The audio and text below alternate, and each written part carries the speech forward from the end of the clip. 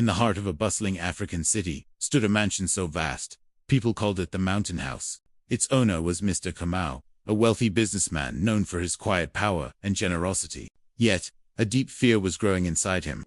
A question that haunted his every waking moment. Do my workers truly appreciate their jobs, or do they only care for my money? He had known betrayal before from friends, partners, and even family. The sting of disloyalty had left scars on his trust. So one morning, without a word to anyone, Mr. Kamau made a startling decision. He would pretend to lose his mind. He swapped his tailored suits for torn, old clothes. He let his hair grow wild and unkempt. He began wandering the halls of his grand mansion, shouting nonsensical things to the ornate walls, and dragging an empty suitcase behind him, cackling as if he'd lost all connection to reality. The moment his staff laid eyes on him, the house erupted. The first to react was the chef, a man who had prepared Mr. Kamau's meals for a decade. He let out a booming laugh. The rich man has finally eaten too much money. He is finished, he declared. He refused to serve his boss any food, instead instructing the guards to lock him out of the kitchen, claiming that crazy people bring bad luck. Next was the driver. Upon seeing Mr. Kamau's state, he rolled his eyes and clicked his tongue in disdain. Why waste time pretending to be good to a boss who is finished? He muttered to himself. Let me take the car before they fire me. Under the cover of the chaos, he secretly pocketed the keys to one of the luxury vehicles, planning to disappear with it forever. The maids were no better. Many of them openly mocked their employer, calling him cruel names and mimicking his strange behavior. Instead of offering a helping hand, they pulled out their phones, filming his distress with glee, already planning to post the videos online to humiliate him further. The very people he had employed and trusted were now treating him like a spectacle for their amusement. But amidst this sea of mockery and betrayal, one person stood apart. Her name was Amina. She was the newest housekeeper, a quiet young woman from a humble village who had only been working at the Mountain House for 3 months.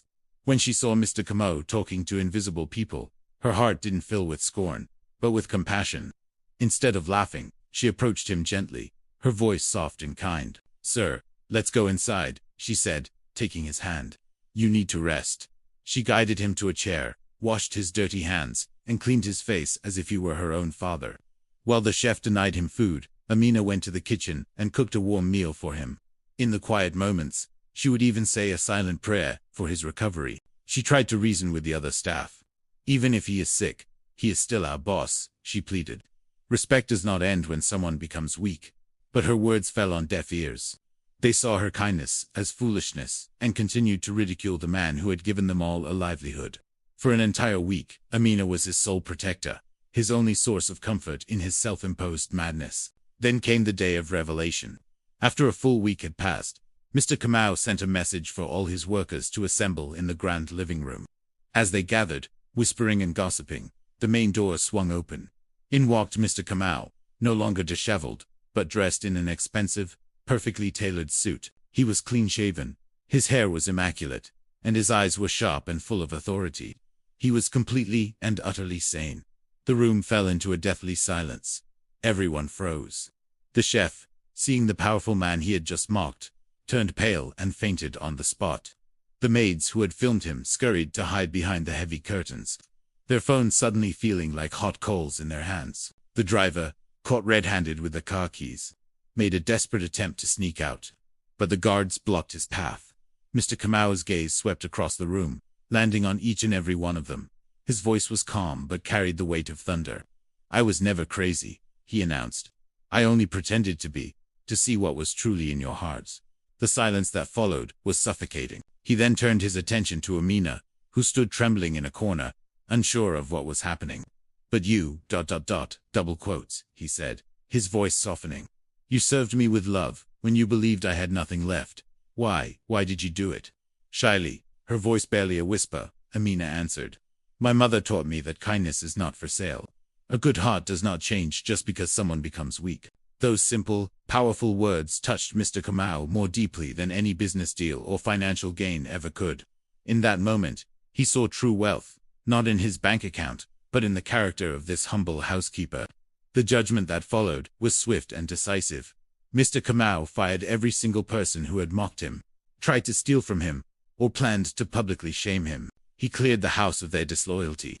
Then, he walked over to Amina. He looked at her with genuine admiration and said, "From this day forward, you are no longer a housekeeper. You will be my personal assistant. Your salary will be 10 times what it is now. This house, this business, needs a heart like yours at its center." Tears of disbelief and gratitude streamed down Amina's face. Her life was changed forever, not because she had schemed or plotted, but because she had shown simple, unwavering human decency. The lesson of this story is profound. Loyalty isn't tested when the sun is shining and life is good. True character, true loyalty, is revealed in the darkest of hours, when a person has seemingly nothing left to offer. The people who stand by you during your moments of madness are the ones who truly deserve to be there to celebrate your success. Thanks for watching. If this story moved you, please like, share, and subscribe for more content that inspires.